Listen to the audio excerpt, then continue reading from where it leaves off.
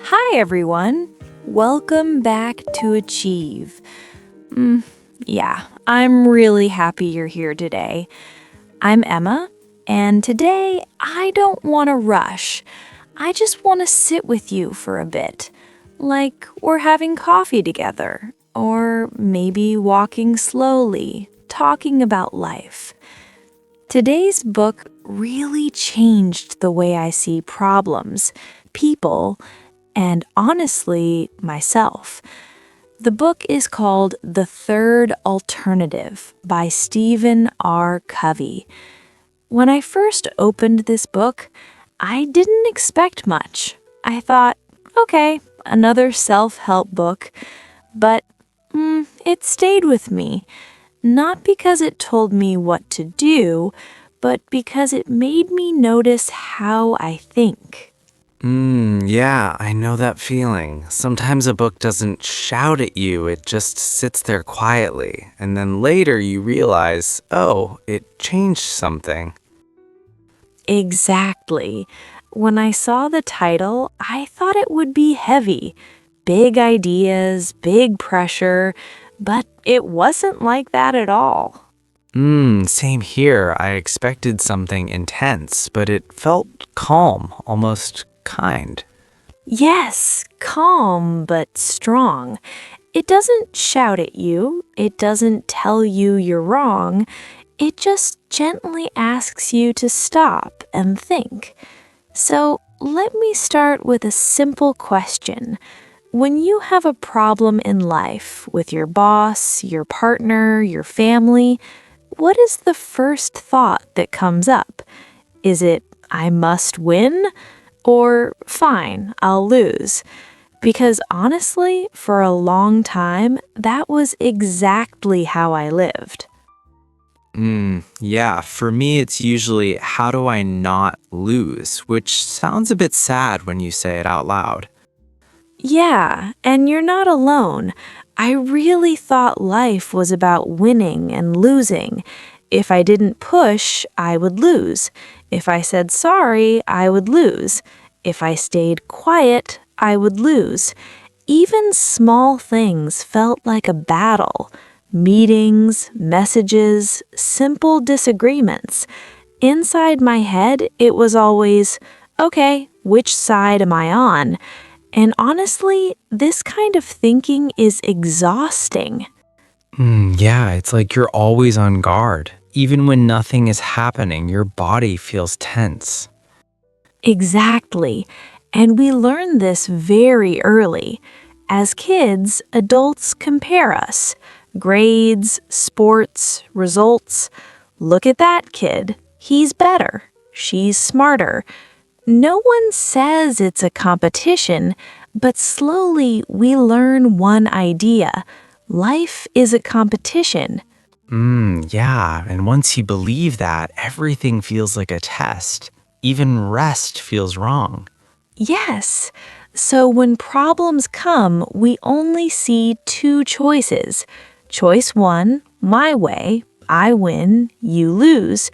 Choice 2, your way, you win, I lose. We use this thinking everywhere, at work, at home, even with people we love. Yeah, even choosing food can turn into a fight, and it's never really about the food. Right? And that's why this book feels different. Covey says something very simple but very powerful. There is a third choice. Not my way, not your way, but our way. When I first read that, I felt something relax inside me. Like maybe I don't have to fight every time. Yeah, it feels like you can finally put your armor down.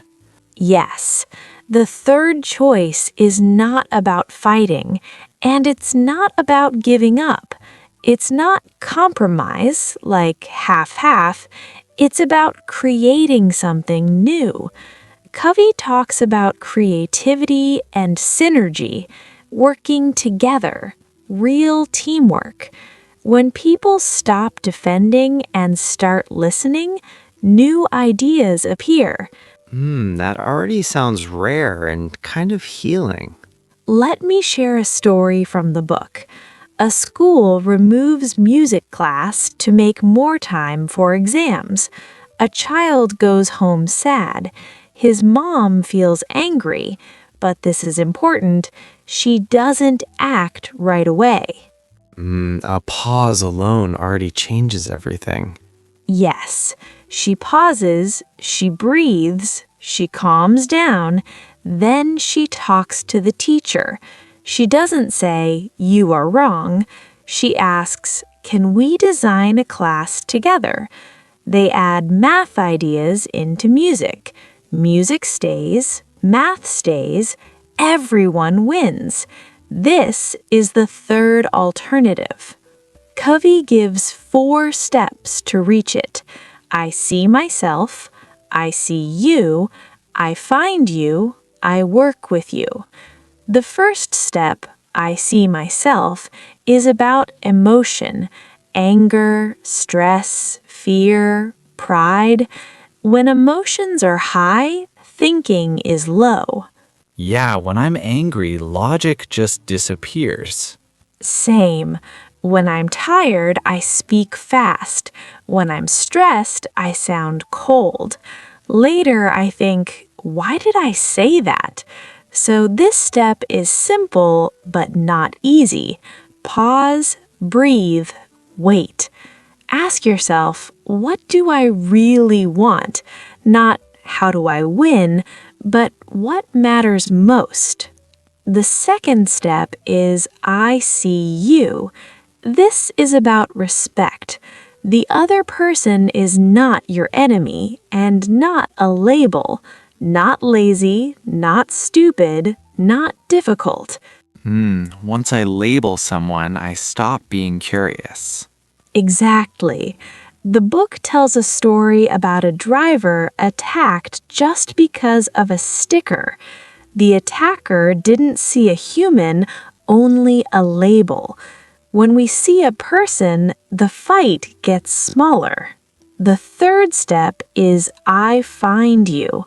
This is about listening, not waiting to speak, not planning your reply, just listening and reflecting feelings, like, you sound tired.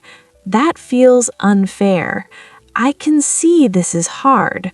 I tried that with my family. The room felt quieter, safer.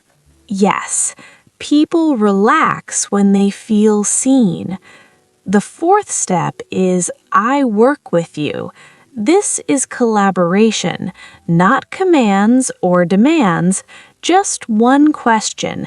Can we find a better way together? Before we end, one last story.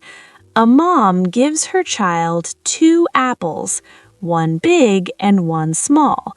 The child bites both. The mom feels angry. That already sounds risky. Yeah, but the child says, I tried both. The small one is sweeter. The lesson is simple.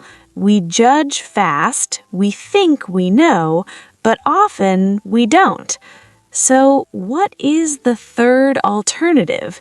It's not fast, it's not easy, but it's healthy and it's human. It's the human way forward. If this episode helped you, please like, subscribe, and share Achieve. And ask yourself, where in your life can you try a third choice? Thank you for listening. See you next time. Bye-bye.